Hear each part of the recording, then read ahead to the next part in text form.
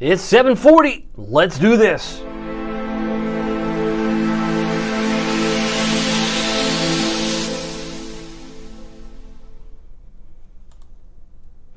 Good evening, Hampton Roads. Good evening, Northeast North Carolina. My name is David Aldrich, Chief Meteorologist of WTKR News 3 Television, and you are watching First Warning Live, where we're going to explore and examine what are the possible impacts of Hurricane Erin here locally. This is sponsored by Marco's Pizza, which when we talk about Marco's Pizza, we were talking about last night, we're giving away some free pizza. And I just wanted to mention them out front and up front because we're maybe going to be moving through a 2-day period where things get a little more stressful and you're looking for something to eat. Marcos.com is a great place to go, but you could also go to our webpage, which is WTKR.com. Marco's 5 locations are participating in this contest. We'll be doing this on Thursday, but I wanted to get this out there. So if you're hungry and you're looking for a Pozzoli that's virtually half the price, just use the promo code WTKR David, and they will be able to assist you and serve you any way they can. Marco's is also a big fan of weather, so I'm going to get to that here in a moment. Pizza for a Year certificate will be awarded out on Thursday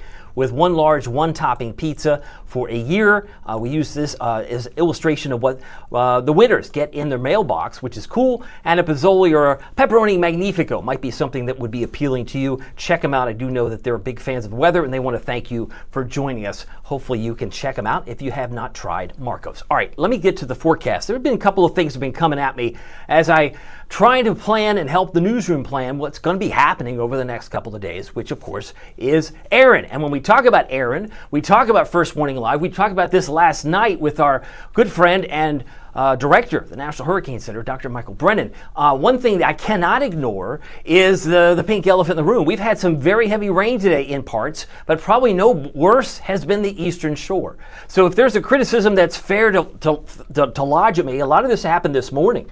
And I can tell you it's still raining right now in Exmoor, but if you look at some of the estimates, just from the colors, what jumps out at you may not be the 2 inches in Matthews County, it's the eastern shore. It may not be the 3.7 inches of rain, maybe in parts of maybe Surrey County or even Isle of Wight, 4.7, but what might just jump out at you is this little blob here that's in purple and red, and that suggests anywhere from 7, 8, 9, maybe even 10 inches of rain where there were some real issues. And I want to give a shout out to Linda Ross bringing this to my attention because a lot of this happened maybe when I was still in bed. See, one of the people forget is I do the 11 o'clock news, right? So I work in the PM hours.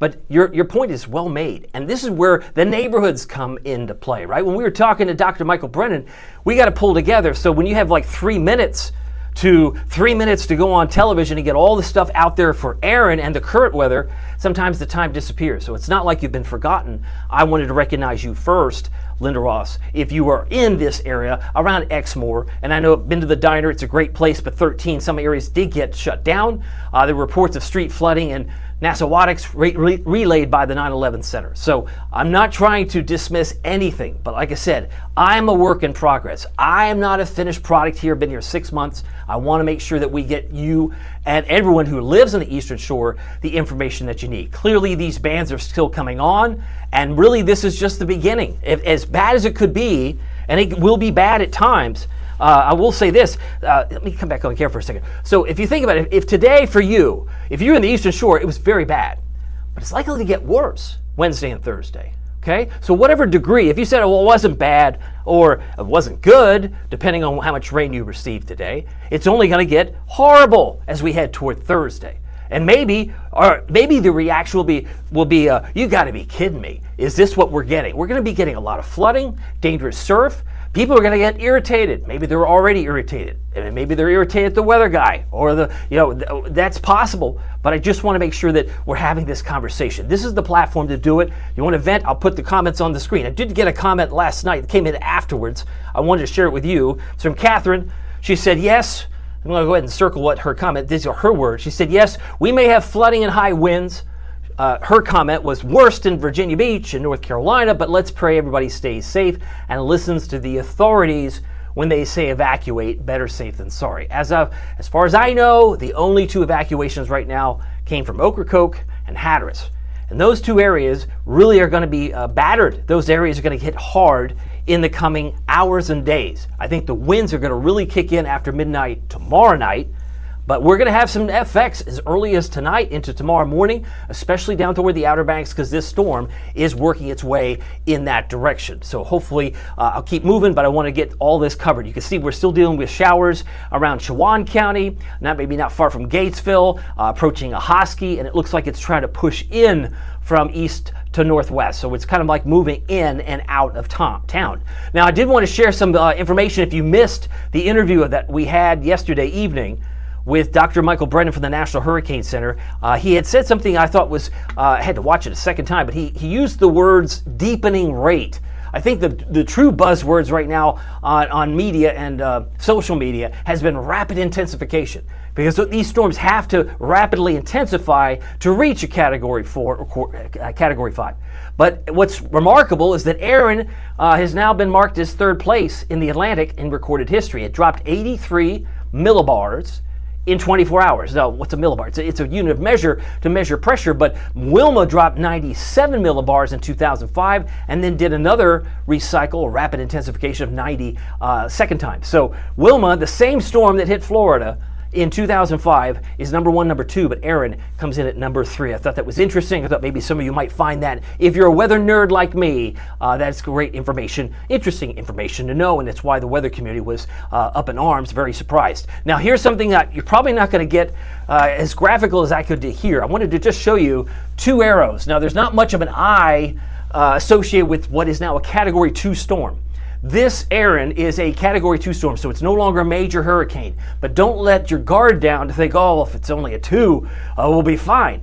Hold the phone, because 80 miles out from the center is where we have what? We have hurricane force winds. But if you go out 230 miles out, now you're talking tropical storm force winds. Now this is probably coming into focus. Why do we not want to focus only on the cone? Because the fact 230, that's roughly the distance between Norfolk and Roanoke. Have you ever driven to Virginia Tech? That's about 240 miles, so it's pretty close. The same distance from Norfolk to Roanoke, every area in between would be experiencing tropical storm force winds. So a little bit of a jog, a little bit of a deviation, then this storm could be coming closer to us, and it could have far-reaching impacts. Far greater impacts than what hit the Eastern Shore today. And that's a bold statement. That was a lot of rain that you got. If you got 6, 7, 8, 9, or 10, some of those amounts might be a little bit over-exaggerated, but that is certainly a lot of rain, several months worth in just a short period of time. Now, this picture is pretty chilling because, I mean, you don't need me to explain it. There's Virginia Beach, and there's Erin, and there's Hamilton, as in Bermuda, and over here the Bahamas. So we're just about 615 miles from Hatteras. This storm, the center of it is about 615 miles from Cape Hatteras, which means the weather is going to go downhill. The weather's going to go downhill tomorrow, and it's going to get even worse on Thursday. So whatever your benchmark is, today was really, really bad for the Eastern Shore, and it was maybe bad and maybe not as bad in some other parts of Hampton Roads. But you got to take this into consideration. It's only going to get worse. It's only going to get worse, and then it might get to the point where it reaches that fever pitch where we get a tremendous amount of wind Thursday morning, and then we get a whole bunch of flooding Thursday afternoon and night. Because what may happen with these northeasterly winds, you're going to get all that sound flooding. You're going to basically get a lot of flooding coming in from the northeast. It's going to really pound the islands like Hatteras and Ocracoke in the days to come. Now, let me bring you up to speed. We now have upgraded, I didn't say we, but the National Weather Service Hurricane Center has now upgraded this to a tropical storm warning from Duck down toward Manio, down toward Kill Devil Hills, Nags Head, Hatteras, and all the way down to Morehead City. So when this goes into effect, that means what is the definition of a tropical storm? It's 30, well, I'll just put it in there. It's 39, right, to 73. That's, we had this discussion in the Weather Center, myself and Tony Nargi. It was like, that's a pretty big range, right? If you play football, those are the pretty big uprights. Well, if you got a 40-mile-an-hour gust, I guess you verified. What if you got a 72? Well, it's still a tropical storm.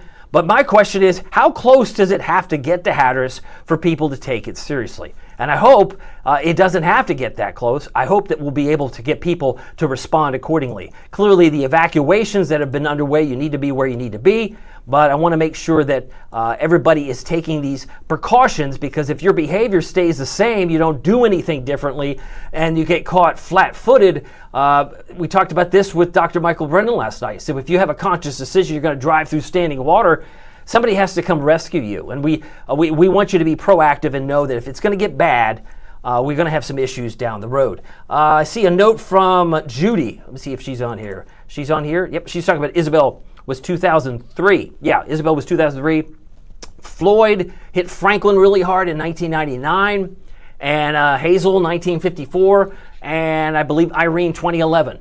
We could throw in Matthew in there too. So there were a lot of storms that probably trigger people when they have to think about what it was like. I got a note from Becky. I want to say hi to Becky. She says, is the rain truly going to miss most of Virginia Beach? It may not be so much the rain that falls from the sky as it is the storm surge. Becky, I hope that makes sense. And I'm going to show you some of the modeling about how much rain we could project. But these rain bands, we think about tropical moisture, doesn't light up the radar like convective storms that come in from the west, meaning like the raindrops would appear like they're much finer, smaller, so they don't bring back the bright returns of red and purple like that's intense rain. But it rains hard and fast, and it can pile up much like an eastern shore did today. It really is that type. That's what's on the line. Some of the bands, if they do come on shore, you're talking about tidal flooding, coastal flooding, all the rest. So let me get back to the maps. We want to show you what we're talking about. The sounds in the rivers, 1 to 3 feet. Outer banks, roughly about 2 to 4 feet. So the storm surge warning will affect places like Duck, Nags Head, all the way down through Hatteras and Ocracoke, and additional, if you have family down in Morehead City, those areas also will be hit hard. So we got to take that into consideration. Again, the main concern with winds will be the potential for sound side flooding on a north-northeast wind. So when you're looking at a north-northeast wind, some people are like, where's the flooding going? It's coming in like hard and fast, like this, right, from the north and northeast. So this is why the sound side flooding, a terminology that I was not accustomed to when I worked in Knoxville, but having read and understood a lot what the Morehead and Newport National Weather Service is discussing, this could get ugly for these communities. So you really have to take it seriously. Storm surge could be well above, we're talking anywhere from the inundation above ground level in low-lying areas, near shorelines, tidal waterways could be easily 1 to 3 feet or more. So it's very important that you make the necessary precautions. If you're in Ghent, for example, you know you flood. If this is something that you just know happens to you, then you should be prepared, right?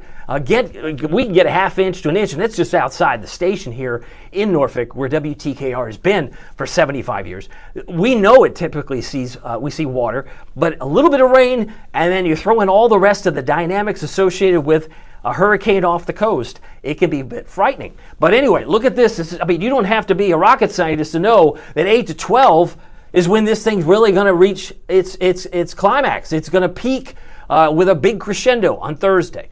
So tomorrow's not a picnic, right? And Thursday's really bad. And Friday, even though the sun's out, we got cleanup, we got 6 to 9 feet, and rip currents are still high. You might even have to wait till Sunday or thereafter to have the cleanup, because we've already heard from our neighborhood reporter, Will Thomas. Will Thomas is down there. He's boots on the ground. He's seen already the overwash that's affecting North Carolina 12. So basically some of the roads are going to be impassable if they're not already. That's why it's so important that you take the necessary precautions. Got a couple of comments that might be coming in. Joshua was talking about lake. Oh, yeah. So some of our streets turn into lakes. It's sometimes it's what happens. I see a note from Judy. She says, "I'll never forget my house is flooded."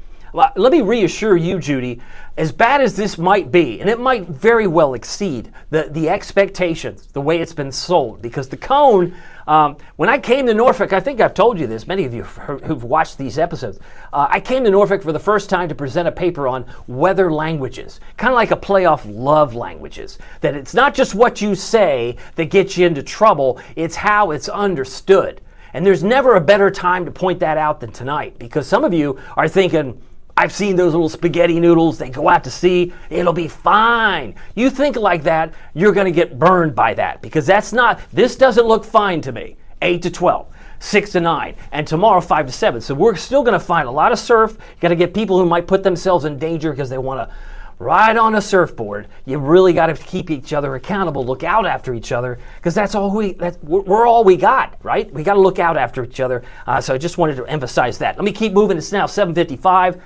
Coastal flood watch update from the National Weather Service starts tomorrow, Thursday afternoon to Friday afternoon. So we're going to be concerned. You notice it's not tomorrow. This is, again, key here to put the times on here. This is Thursday afternoon. So when you're dealing with coastal flooding, this is a watch. Means that conditions will be favorable, maybe not in the next day, but it might be within the next 2 days into Friday afternoon. So even though the storm's gone, we still have to watch this for the potential 1 to 3 feet of inundation above ground level in the low-lying areas that are near shorelines and tidal waterways. Now, we already have seen, we've already looked at, we've already examined. For those of you who are joining us late, we saw that there was 6, 7, 8, maybe even 9 or 10 inches of rain near Exmoor and areas on the eastern shore. And our heart breaks for you because I know that's a lot of water at once. But officially in these rain gauges, it looks like Portsmouth's had about a ½ inch, Hampton about 1/3 of an inch, Norfolk's had about a ½ inch today, at least at the airport, and they've even had to postpone the Norfolk Tides baseball game today. Now, Wallops Island is just 1 point. It's just one rain gauge at a particular point. They've measured 1.04 today, but clearly much, much more has occurred there. I love this map because this is why we see the cone the way it does, right? It stays out to sea, but one of the things you will notice quickly is that even though this is out here, people think, well, it's not a direct hit, so it's life is normal, let's carry on. But the problem is, if we were to take this full screen, so I'm going to go back and put this on a full screen. I'd love to be able to just take a little measurement tool and ask you, how far is Hatteras from that first line? About 100 miles, right? What if this thing is like, I don't know, come back on screen here for a second. What if this is like off 50 miles? What if, like when we do these polls, do you like this or that, and the margin of error, like when you take a survey, there's always a margin of error of 2 points or 5 points. What if it's off 50 miles? What if this is not actually 100? What if it's a little bit closer? It wouldn't take 25, 30 miles. Moves a little bit further west. It does a little jog, and then it's suddenly like, man, I didn't know it was going to be that bad. Can I just tell you a little bit about the weather community? You tell a weather person, man, I didn't know it was going to be that bad. You know what? We keep always saying, when it rains, it pours. When it rains, it pours. When it's this humid, it's like pouring out I do it all the time because it's been so sticky. But if you get an event like this and you're flat-footed, maybe you could have that. Maybe you're not informed because you're not looking at the weather. But if you're weather savvy and you've been in tune with the forecast, either by phone or WTKR.com or watching our newscast, know that there could be a little bit of variation here. So I just point that out because I'm about to show you the maps and how the data would suggest it playing out even as I speak. And I'm looking at comments too, so I'm going to keep juggling both at this same time. So I'm going to go ahead and toggle this off. We'll erase that, but that's about 100 miles from Hatteras. So the latest official hurricane forecast from the Hurricane Center brings it this close, right? And this is suggesting 39 plus. But as I said to you a moment ago, the definition of a tropical storm is 39 to 73. That's a heck of a range. Do you not agree?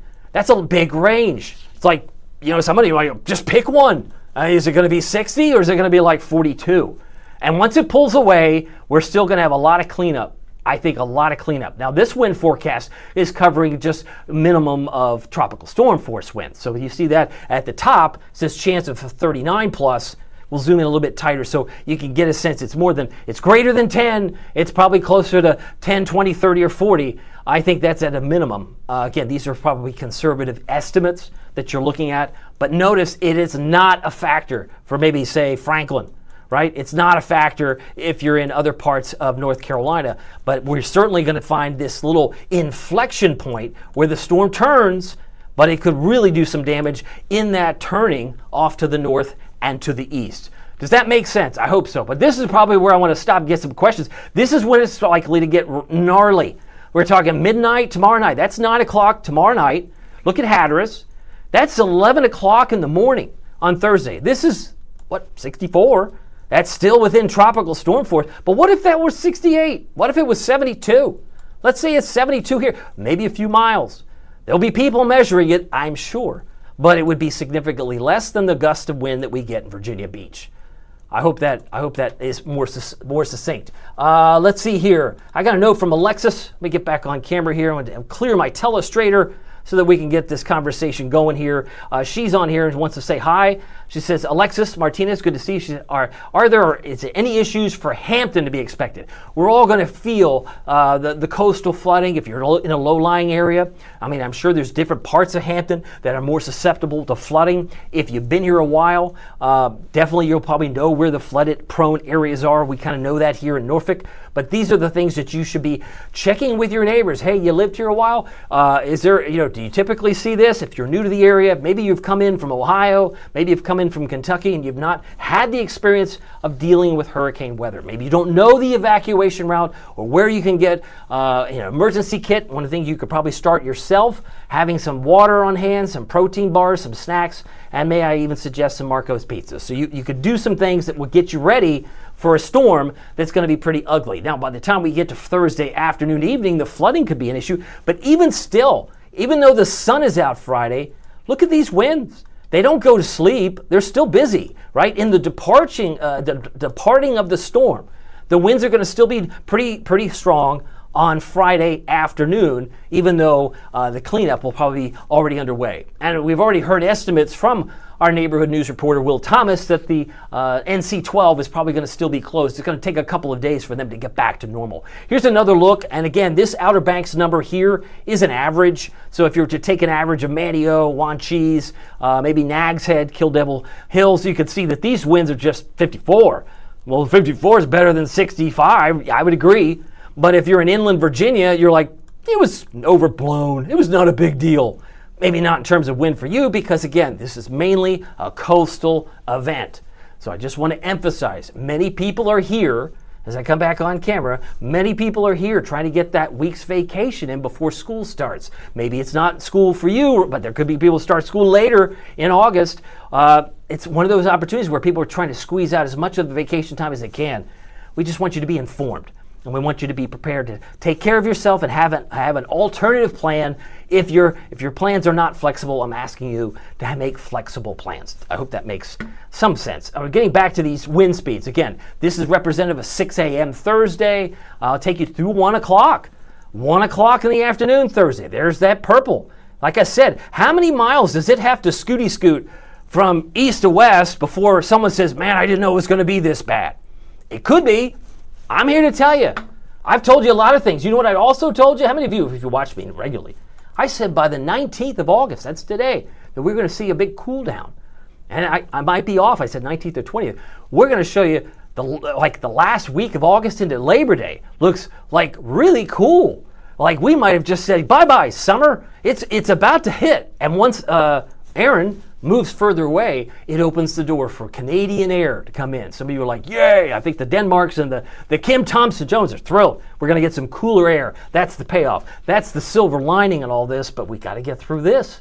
First things first, we got a nasty day today for the Eastern Shore. My heart breaks for you. We're also going to get nasty weather for many areas along the coastline for the next 2 days. This is a prolonged 2-day event, Wednesday and Thursday being worse than Wednesday. Wednesday's going to be bad in some cases. This represents 1 o'clock in the morning Friday, and then you take it a little bit further. What about wave heights? They could easily be down toward Hatteras, could be approaching 15 to 20. I mean, it's insane. And some of these wave heights, again, might be underestimated. But this represents about 1 in the afternoon on a Thursday afternoon. It's 15 feet there north of Rodanthe. Some of those waves heights are going to be also a big concern for flooding. So the flooding concern may not be all that's coming down from the sky, but it could be very well the fact that it's these little tidal waterways and shorelines and low-lying areas that get affected the most. Now, as I said, if it only moves according to the track the Hurricane Center has, then maybe it only goes this far. But if it goes like this, then people say, that's a game changer. I wish I had known. What could I do? You're running out of time because you got to have a plan. You got to have a plan. Sometimes we talk about that. We've been talking about this for almost 48 episodes now. This is my 48th episode of doing it, what I call an experiment, where we can kind of give you more weather information in detail than I could normally do in a 3-minute weathercast. So coastal flooding, and I've only been here 6 months, not even. The coastal flooding is a big deal in some parts of our region. And so if you're empowered with this information, hopefully you can take the necessary actions. High surf advisories are also in effect. Give me the times, Aldrich, right here. Starts at 6 a.m. tomorrow morning. And it lasts 2 days till 6 a.m. on Friday, where large breaking waves down in Hatteras and Ocracoke, they're going to have waves about 15 to 20 feet. That's pretty high. Maybe in Virginia Beach, it's closer to the 8 to 12 we were talking about. So it really depends on location, location, location. And we know that this storm is going to pivot. It's going to pivot with an inflection point where we're going to hit harder the Outer Banks and probably lesser extent Virginia Beach. But maybe it's just not a big deal for Ahoskie or Franklin. You got to stay tuned because these things can change. Now, the latest Erin enhanced radar picture shows this storm is not the same monster it was at the start of the weekend. Because Saturday it got declared 11:20, and we had this discussion with Dr. Michael Brennan. It became a Category 5 back around 11:20 a.m. on Saturday. So I had taken note that from 5 p.m. Friday to 5 p.m. Saturday, it had dropped 78 millibars, which is huge. But he had said because we have reconnaissance aircraft, we fly airplanes into the storms, we have more intel. And I was jealous. I said, you got more information than any time in human history. And he agreed that that was a fair statement. But he actually said it was 5 millibars even more than what was put out in the posts. So it was 83 millibars dropped in 24 hours. That's a sharp drop. But now that because it's so wide, it's an unusually large storm, as you can see here, it's going to have some far reach. So that's why we have a constant changing of expectations. Here's the cone as it stands now. This can do more harm than good if you don't understand what you're looking at. Miles Henderson, had the forethought of mentioning this on the air yesterday morning and at noon, that this is the center of the storm, right? This is where we have a storm that's going to be weakening as it heads up here, but it's going to have, as it pushes all that energy into Hampton Roads and into the tidal flooding, pushes it all into the Outer Banks, it may very well really disrupt the week. And you're like, I wish this isn't the way August had to end, but in some cases, we've been lucky thus far, right? This now has winds of 105 and gusting to 125. So 105 is a Category 2, but we've got gusts of 125. You need a 111 to be a Category 3. So it's got Category 3 gusts, but technically it's still a Category 2. Got some other comments that might be coming in. Let's see here.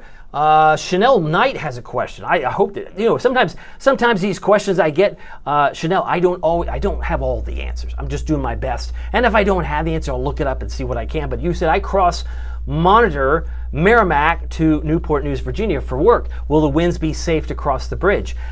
Would a 60 mile or 50 mile or a 40 mile an hour gust, 2 hands on the steering wheel? It's going to be more challenging. I will say that. I'm not saying you couldn't do it, but you throw in normal traffic, even on a good traffic day, if the weather's nice, you throw in this element, it might be a little dicey. So just, I don't know, everybody has a different threshold, what they're willing to do, what kind of weather they're willing to go out. I've had phone calls in my career, someone wanted to go to the pharmacy, that's all she wanted to do. And she didn't want to leave the house because when I was in Rochester, she said, I heard we have a heat advisory. And she said, I don't even know what that means. I said, ma'am, it just means it's going to be hot.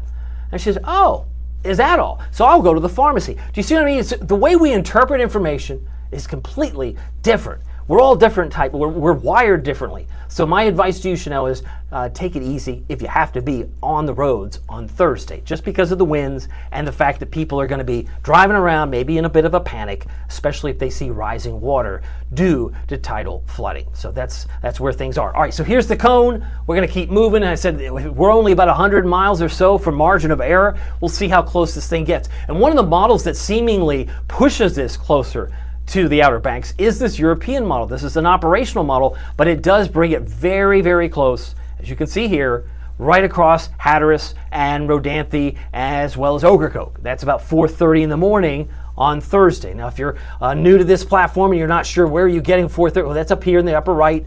And the bands, because they're rotating counterclockwise, they're rotating in this counterclockwise fashion. The intensity is just where you see the orange, right? The nasty winds of 125 gusts are in this part of the eye wall, but the storm is eventually going to push this way. But I mean, it's kind of like you don't have to get hit. Maybe this is a bad example. Tell me if it kind of resonates with you, because I'm just trying every which way to communicate.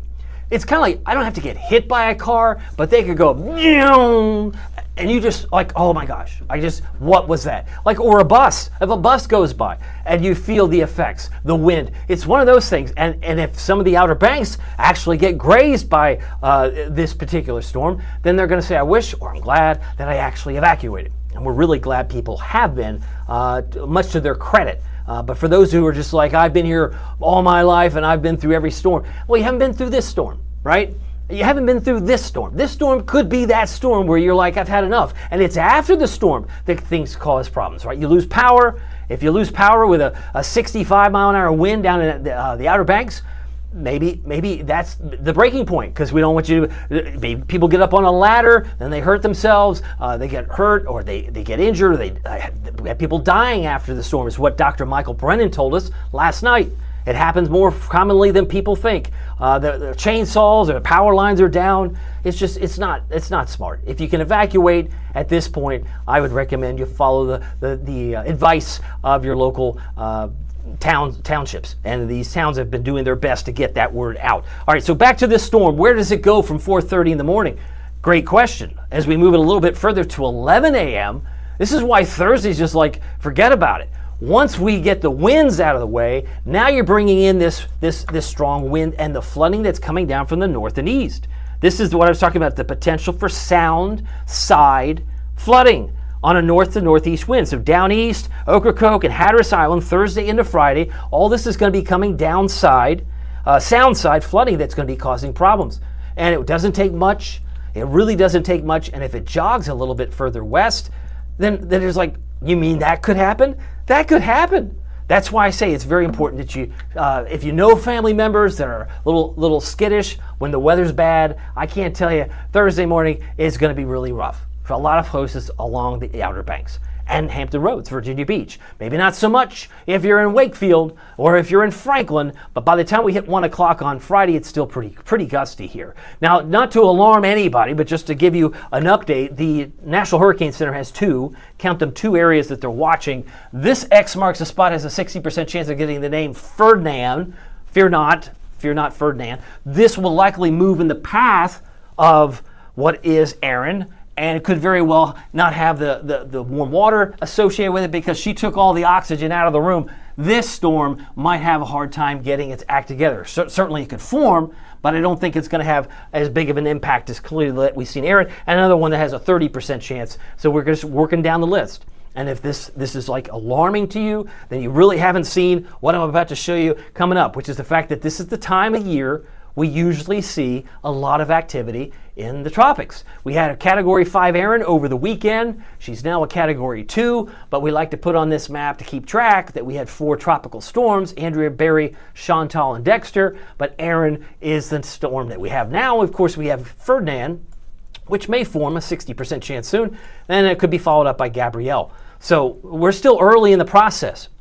And typically, based on history, we typically see a lot of this happen during this time. It usually ramps up around Labor Day, and the last I checked, it's not September yet, but September 10th is when the activity peaks. And without fail, because I've done this for 25 years, there's always somebody who says, this is alarming. Why are we getting so much of it? It's based on history, right? You've had all summer long for the oceans to warm up, and they come alive to the sound of warmth in some cases.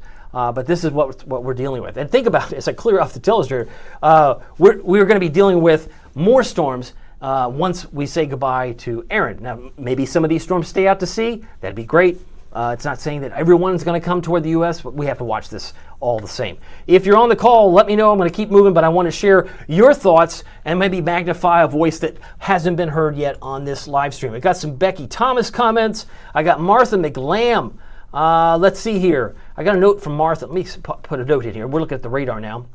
And she has asked, as I put her telestrated note here on the screen, she says, if there is or are 5 to 8 foot waves, how far inland should the water get in Virginia Beach? Well, again, it's going to depend on several factors. If you're new to the area, you could tell me, or if you've been here a long time, you could inform me, how far does water usually travel when you get flooding? Like I said, I'm still pointing to my reference, which is Ghent here in Norfolk. It's an area that typically floods with a ½ inch to 1 inch of rain. You'll see a big puddle form in parts of our city here. But if you're dealing with surf that's in that range, we're talking 1 to 3 feet as far as inundation. I'm talking about areas that are specifically along the shorelines. The shorelines will be the biggest concern, and the tidal waterways, the low-lying areas, if that makes any sense, Martha. But thank you for asking. As we already mentioned, Exmoor, Eastern Shore got hammered this morning with close to 6, 7, 8, 9, maybe even 10 inches of rain, and they had to shut down Route 13 for a while. So this obviously is a great concern. But if these storm systems come in like it is, it's going to have to interact with this front, right? And it could enhance the rain factor that a lot of the models don't show. But once we get this front that's coming down from Chicago, that's coming down in from Illinois and Indiana, that's some Canadian air, my friend. And some of you are going to be like, hot dog. I really like the fact it's cool. I really like the fact that it's not sticky at all. Glad that it is. Now, if you remember last month, how many of you, by a show of comments, how many of you remember how humid it was in July? We had only 12 days, which the average is like 15, but we averaged 15. We had 12 days in the 90s, but it seemed like every day, like 89, 89, it felt like 102. Like 88, it felt like 102. It was hot and humid.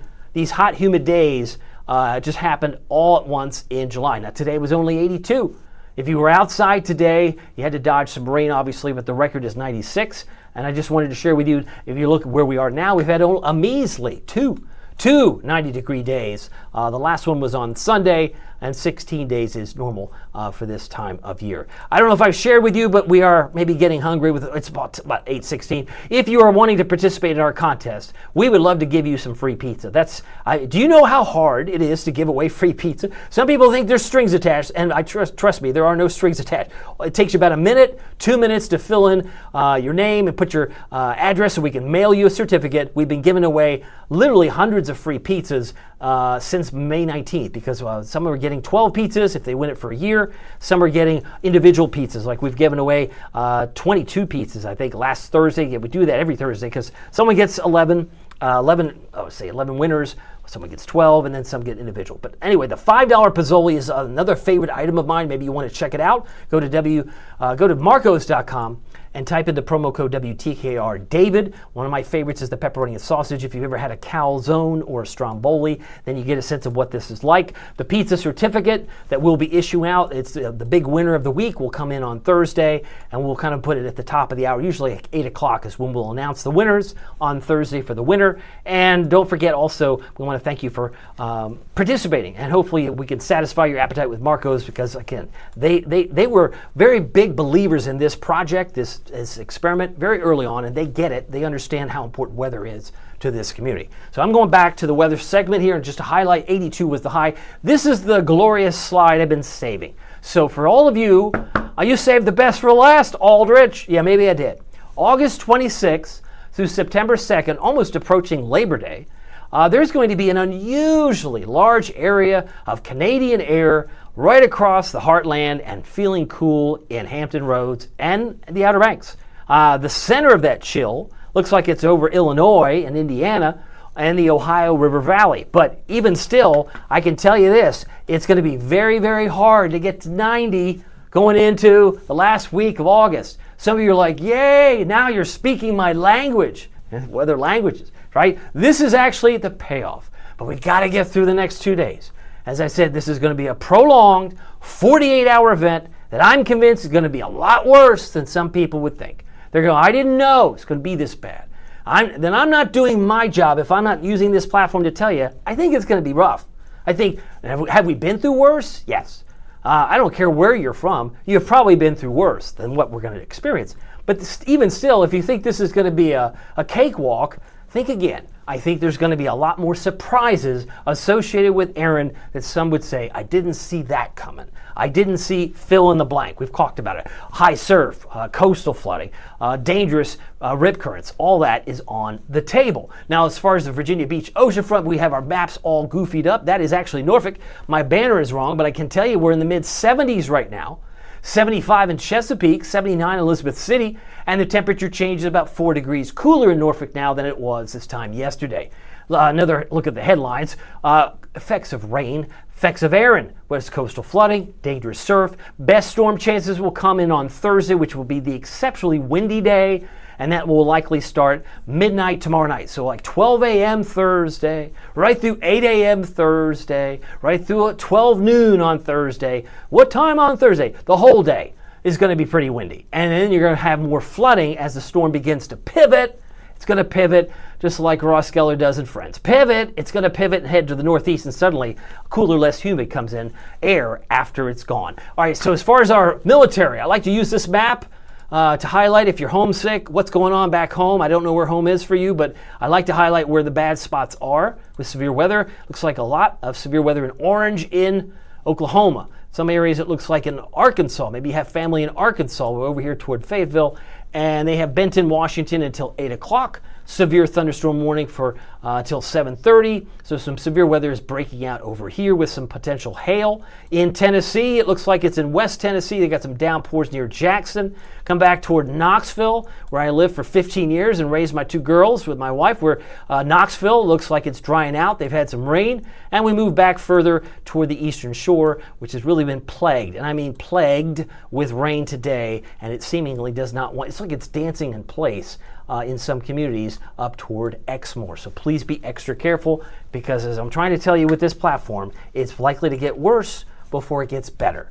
Now, if you have storm anxiety, if you have someone in your family that suffers from storm anxiety, doesn't matter what storm, we'll get through this. I can reassure you, we're a hardy bunch, but we're even a better bunch if we pull together in our neighborhoods. If we pull together in our communities, there's just nothing we can't do. You just got to look out after each other. It's like, hey, I'm new to the area. Is there an evacuation route that I'm not familiar with? Somebody in your neighborhood has that wisdom. You can ask them. Say, this is my first hurricane. I don't want to panic, but I just want to make sure I got my emergency kit. I got some, maybe some protein bars, some water, and a change of clothes, all that kind of stuff. It's a good idea. First aid kit. Somebody might need that. You never know. Especially winds and trees coming down, there could be some issues moving forward. Low temperatures today, because I take notes. We had a low of 75 degrees that occurred at 7:54 this morning, and we had a high temperature in Norfolk of 82 that occurred at 1:48 this afternoon. Had a high of Franklin 81, high of Elizabeth City 85, Manio hit 85, and dew points are still very tropical.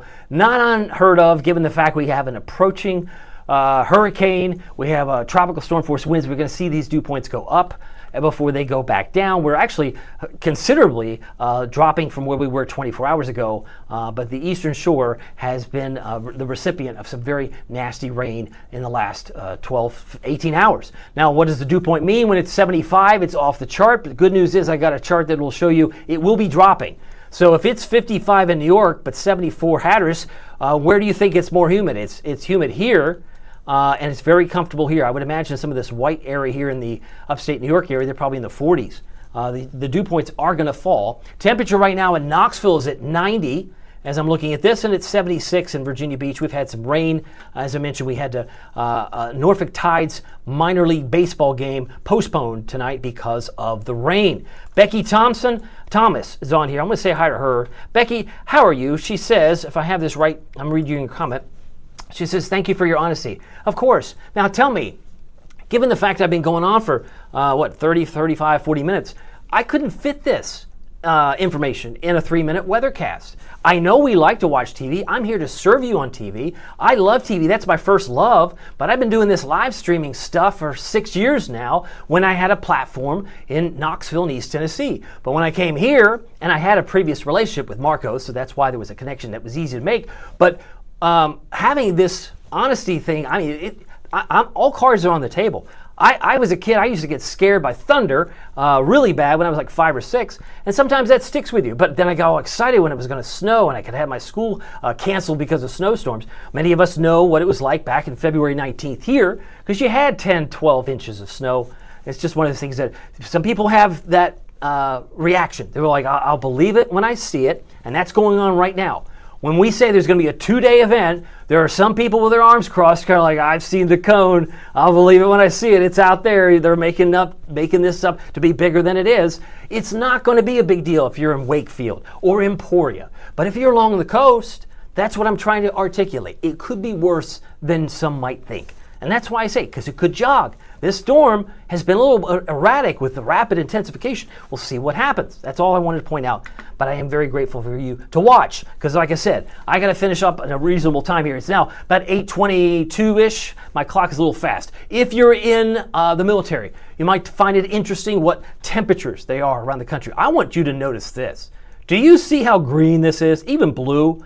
Not only is that autumnal, not only is that a capital FALL, fall-like weather, but that's coming. And I just showed you the Climate Prediction Center maps that take you through September 2nd. It's going to be super cool in this part of the country, while it's super hot right now. 105 in Vegas, 107 in Phoenix. So very hot weather, but all this is going to change. We just have to say goodbye to Erin. We just have to say goodbye to Erin. We got to get through it. We got to work together in the community, working together in the neighborhood. It's really not hard, but that's why I kept saying for the last, I guess, 47 episodes. Got to learn our neighbors' names. You don't have to invite them over for dessert, but you can at least say, hey, you good? But during the heat wave, I was like, you got good air conditioning? It's great, thanks, icy cold. And then move on. Just make sure everybody's okay, because that's how we get through all this. So I mentioned this, below normal temperatures, it's coming. Just put, if there's no other map that you want to focus on that. It might give you a little bit of comfort. And this is a great map. This is the 10-day forecast. So you tell me, do you see some cool colors coming down from Canada? I mean, you don't need to be a meteorologist to see this. It's like, whoa, look how cool. It's yellow, David. It's yellow and green. It's so cool. I mean, you're going to be like, like in places like Minnesota, they might not get out of the 60s, but for us, we might be able to say, you know what's cool? We're like in the 70s, mid-70s. Mid-70s would be great. Some people are like, and no humidity. That's like room temperature. Every room is room temperature, whatever set the temperature at. But this is what I'm saying. You have this to look forward to. But we got to get through the next couple of days. All right, 85 tomorrow, 81 Thursday, 78 Friday. Look how cool that is. But the humidity and the winds are going to be on the humidity will decrease, the winds will slow down, but it might take a day or two. And this is a real telltale. Look at this. Looky. 63 on Saturday. If I'm not mistaken, that's pleasant. That's pleasant. We spent most of July in the miserable territory. Miserable 100%. And it's still going to be pretty sticky even the next 2 days because, well, tropical systems have humidity. It's kind of part of the equation. It's part of the territory. Rain chances, I think, could spike Thursday, especially with the bands. If it jogs a little further, maybe it jogs 25 miles to the west. That would be a concern. So just be better safe than sorry. But I have a zero chance of rain on Friday and Saturday. So that's at least a benefit, especially if cleanup is part of the equation. Now, what about the rain that falls from the sky? That was the original question, I think, that came down. How much rain are we going to get? Probably very little, based on the traditional modeling, which is an average. I'm going to put this into AVG, average. This suggests we get maybe under an inch in the Outer Banks, but hardly much, if anything. 0.2 an inch, or 0.2 and a tenth of an inch there in inland North Carolina. So the inland parts of our states are going to get far less. And this, again, will have locally higher amounts because, to be honest with you, these things have limitations. They don't do well with tropical systems. You're asking, that's above its pay grade. They're looking for the convective systems that come in from the west. You throw in something from the east and it's like, you're asking too much for this to give you a true accurate picture. But we are hopeful that we'll get through this. We are knowledgeable that we'll get through this, but we just want to make sure everybody knows what to expect, which is probably a little bit of the unexpected in the short term, meaning Wednesday, Thursday. Speaking of tomorrow, the Eastern Shore, high UV index about 83 for Bloxham, 84 for Onancock. Exmoor, just about a 20% chance of rain. I know what you're probably thinking, yeah, famous last words, we got inundated today. Don't think you're going to find as much rain. We'll look at the futurecast to see if I can back that up. If that's a check I can cash. 83 in Cape Charles. We head back to the Outer Banks where we have at least the southern Outer Banks, many areas in the evacuation of Ocracoke and Hatteras. But if you're in Kill Devil Hills, about 83. Manio about 83 with a 30% chance of rain, and we still have mid-80s expected for Ocracoke and Hatteras, and Rodanthe at 84. Storm Prediction Center, we show this quite a bit. The risk categories associated with severe thunderstorms. So this is more a national perspective because some of you might have family in different parts of the country. Montana, between now and tomorrow morning, Great Falls, Missoula could have some isolated severe storms. If you're concerned about them, the green areas from the Storm Prediction Center highlight Oklahoma City, just north of Memphis. We will include Little Rock and Louisville, Kentucky. They might get some isolated severe storms between now and tomorrow morning. So it's really just kind of a bird's eye view of where there's a possibility. But really, not a whole lot to show you Wednesday. In fact, maybe they ran out of the green crayon because you got to go up to North Dakota, Williston, and Minot to find some areas for some severe weather tomorrow. Really quiet. So it's really not a severe thunderstorm situation as we are just waiting for Erin to advance further north. Meanwhile, the severe weather threat on Thursday expands into Minnesota and Fargo and Aberdeen, but really beyond that, that's not at least in the crosshairs. So we're not expecting necessarily tornadoes, although never say never, there could always be a stray, but the chance of getting tornadoes from Erin seems very unlikely at this time. The chance of that is pretty slim. Meanwhile, the futurecast, look at this, right? We've got, as I come back on camera, we have rain that's over Exmoor now. It's trying to get out of by 11 o'clock. But what about, say, tomorrow morning? Oh, there you go, 20% chance. We've got a little shower, right? That's 7 a.m. Can we get it out of the eastern shore by midday? Well, it looks like it's a little improved, maybe not perfect, but there could be a few drops in around Williamsburg and maybe in Norfolk. Possibility around Isle of Wight, maybe a few drops of rain that come through, but it looks like by 5 o'clock it's dry. So I don't expect the deluge. I don't expect the crazy rainy situation in Exmoor, but of course I'll be streaming tomorrow, and if I'm wrong, I'll eat some crow. But I don't want you to be worried about tomorrow's rains. It's really going to be once these winds pick up midnight Thursday morning. That's when we're going to see a lot more clouds. And again, these models they're great, but they don't handle systems coming from the east, and they don't handle systems from the east that are tropical. But one thing you should see is this. That's a sustained wind. That's not a gust. That's sustained at 25 from the north. So if you're in a flood-prone area, and we were talking just a moment ago about what you could possibly see in these prone areas, is that once these things start happening with that northeast wind, the potential for sound side flooding is really going to be pushing the water in some of these areas, and that could really pile up and cause some issues moving forward. All right, let's talk about the forecast. Got to wrap it up here. It's about 8:30. Wednesday morning, 74, 73 Peninsula, 74 North Carolina. I went a little bit long because I wanted to really cover as much as I could about this storm so we could clear that. And I'll take some questions too. 70 in Smithfield, low temperature by morning. 68 Cortland, about 67 Murfreesboro, and 70 for Melfa by tomorrow morning. Now, Wednesday afternoon, mid-80s, probably more likely with a 30% chance of showers and storms. It's not going to be everywhere, but if you're in Hampton, look for a high of 85. If you're in Williamsburg, 85, 86 for Elizabeth City, Virginia Beach and Duck, about 82. I have us at 85 for Norfolk and 87 for Gatesville, 86 for Hertford in North Carolina, while Moyock about 85. Here's your first warning, WTKR News 3 7-day forecast. So 81 on Thursday. That's the main event, although tomorrow's not a picnic.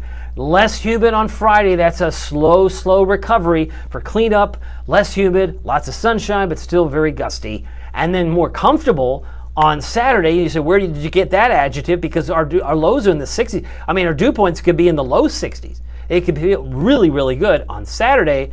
But again, if you have no power, or if a tree have fallen in places that you didn't know you had trees falling on places, like I said, you've got to watch out and to be mindful that a lot can change. 84 on Sunday, 84 on Monday, and then 79 on Tuesday. I want to remind you some happy shots from Marvin Barnes, the Yorktown Riverwalk Landing, all about love. Love the fact that you should take that for us. And then Mill Creek Sunrise. This comes by way of Brian Talley at Phoebus, and then in Hampton Sunrise, we had a Monday sunrise from William Wood sharing that beautiful picture with us. So there are happy things that things will get better eventually. We just have to get through this particular week. Let me check in with your comments. I'm seeing there could be some new ones. I see Becky, she's following up. She's having a great conversation with me. She's bring on the polar vortex. We're maybe not quite there yet, but I'll take a little bit of a fresh breeze from Canada in August anytime. But thank you very much, Becky. Appreciate that.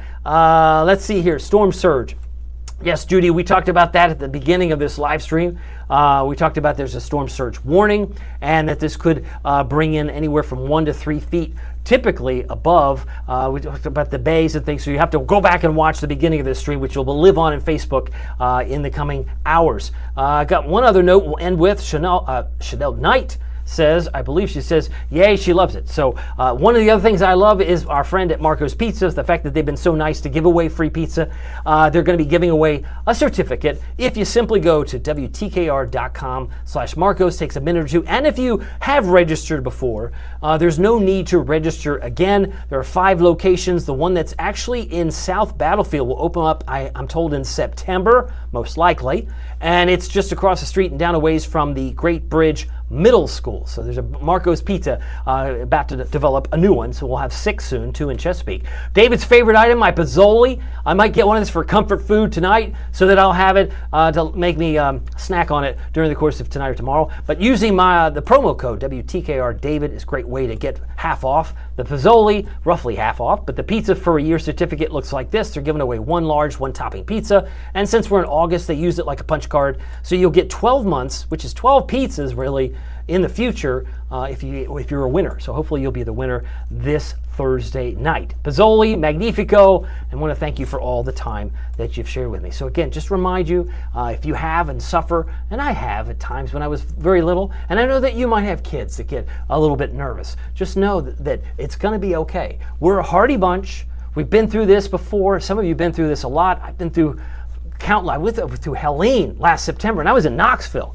It's like, how does that work? Well, look at a map. I mean, it hit western North Carolina, and then it took out I-40 in Tennessee. It was rough.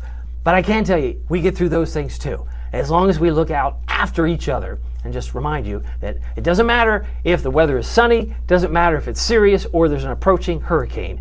Every day is a gift. Every day is a gift. So make the most of it in your neighborhood. We'll see you here tomorrow. Take care.